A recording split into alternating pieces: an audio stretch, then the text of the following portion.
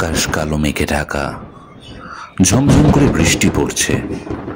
শহরের ব্যস্ত রাস্তাগুলো জনশূন্য, শুধু ল্যাম্পপোস্টের আলোয় চিকচিক করছে ভেজা পিচঢালার পথ।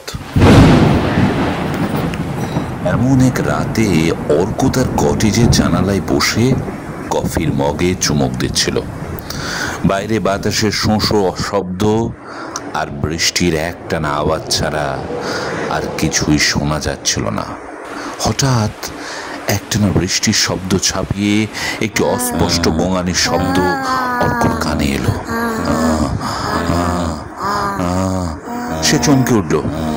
এত রাতে কে হতে পারে? প্রথমে সে ভাবলো হয়তো তার মনের ভুল, কিন্তু শব্দটা আবার হলো, এবার আরো স্পষ্ট। অর্ক দ্রুত জানালা খুলে বাইরে তাকালো। বাগানের গোলাপ গাছগুলোর পাশে আবছা অন্ধকারে কিছু একটা নড়ছে। তার বুক ধরপড় করে উঠল। সে একটা ছাতা, টর্চ লাইট নিয়ে বাইরে বেরোলো।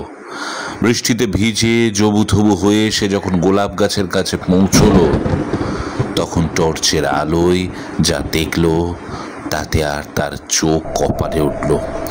একটি অল্প বয়সী মেয়ে ভিজে চুপচুপে হয়ে জ্ঞান হারিয়ে পড়ে আছে। তার পাশেই একটা ভাঙা সাইকেল। অর্ক দ্রুত তাকে কটেজের ভেতর নিয়ে এলো। ভেজা কাপড় বদলে গরম কম্বল মুড়ে দিতেই ধীরে ধীরে তার জ্ঞান ফিরল। মেয়েটির নাম রিয়া। সে জানালো একটি দুর্বৃত্ত দল তার পিছু নিয়েছিল। প্রাণ বাঁচাতে সে সাইকেল চালিয়ে পালাতে গিয়ে পড়ে যায়। অর্ক পুলিশকে খবর দিতেই রিয়া আতঙ্কিত হয়ে উঠল। সে অর্কের হাত ধরে মিনতি করে বলল, দয়া করে পুলিশকে ডেকো না।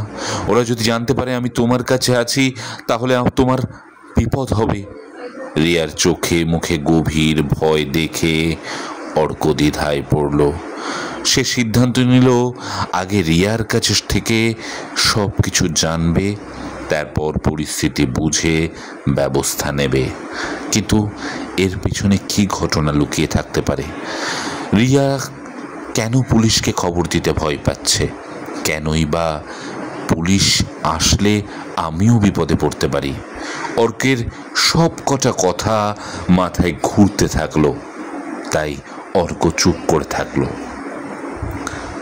কেমন লাগলো গল্পটি? গল্পের পর্বটি যদি ভালো লাগে অবশ্যই জানান, পরের পর্বটি আবার পড়া যাবে।